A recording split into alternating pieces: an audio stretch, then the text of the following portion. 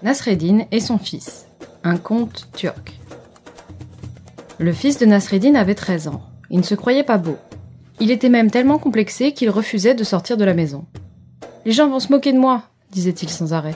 Son père lui répétait toujours qu'il ne fallait pas écouter ce que disent les gens, parce qu'ils critiquent souvent à tort et à travers, mais le fils ne voulait rien entendre. Nasreddin dit alors à son fils « Demain, tu viendras avec moi au marché ».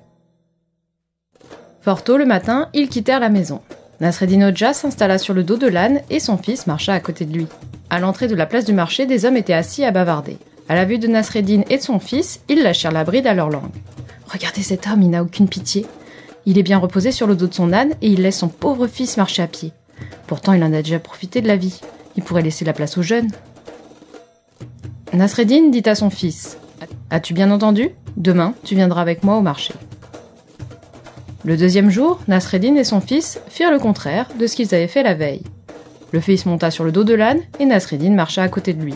À l'entrée de la place, les mêmes hommes étaient là. Ils s'écrièrent à la vue de Nasreddin et de son fils. « Regardez cet enfant, il n'a aucune éducation, aucune politesse. Il est tranquille sur le dos de l'âne alors que son père, le pauvre vieux, est obligé de marcher à pied. » Nasreddin dit à son fils « As-tu bien entendu ? Demain, tu viendras avec moi au marché. » Le troisième jour, Nasreddin Hoxha et son fils sortirent de la maison à pied en tirant l'âne derrière eux. Et c'est ainsi qu'ils arrivèrent sur la place. Les hommes se moquèrent d'eux. « Regardez ces deux imbéciles, ils ont un âne et ils en profitent même pas. » Nasreddin dit à son fils « As-tu bien entendu ? Demain, tu viendras avec moi au marché. » Le quatrième jour, lorsque Nasreddin et son fils quittèrent la maison, ils étaient tous les deux juchés sur le dos de l'âne.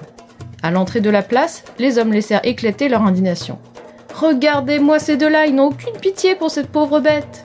Nasreddin dit à son fils « As-tu bien entendu ? Demain, tu viendras avec moi au marché. » Le cinquième jour, Nasreddin et son fils arrivèrent au marché, portant l'âne sur leurs épaules. Les hommes éclatèrent de rire. « Regardez-moi ces deux fous, il faut les enfermer, ce sont eux qui portent l'âne au lieu de monter sur son dos. » Et Nasreddin Hoxha dit à son fils « As-tu bien entendu ? Quoi que tu fasses dans la vie, les gens trouveront toujours à redire et à critiquer. Il ne faut donc pas écouter ce que disent les gens. » Nasreddin Hoxha est un personnage mythique de la culture musulmane d'origine turque. Malgré son appartenance à ce pays, sa renommée va des Balkans à la Mongolie en passant par la Russie. Il existe même des personnages lui ressemblant fortement en Turquie, en Afghanistan ou encore en Asie centrale. C'est un personnage particulièrement intéressant pour les conteurs car il a un rôle de trickster, dont j'ai parlé dans le symbolique sur les loups et les renards, un rôle de philosophe et ou d'ouléma, un théologicien sunnite. Ce personnage peut donc être à la fois très intelligent, très sot, très fin ou très rusé suivant l'histoire que vous voulez raconter. Mais son caractère change en fonction de la morale que l'on veut transmettre. Dans l'histoire que j'ai racontée, il est plutôt le philosophe, mais d'autres histoires le feront passer pour presque idiot. Il a aussi eu plusieurs métiers. Il peut être un cadi, un juge musulman qui règle les petits problèmes de la vie courante, ou enseignant théologien. Quand j'ai découvert les contes de Nasreddin, j'ai été subjuguée par leur approche parfois absurde et morale. La morale, que l'on l'aime ou pas, est toujours intéressante. Et surtout, c'est drôle.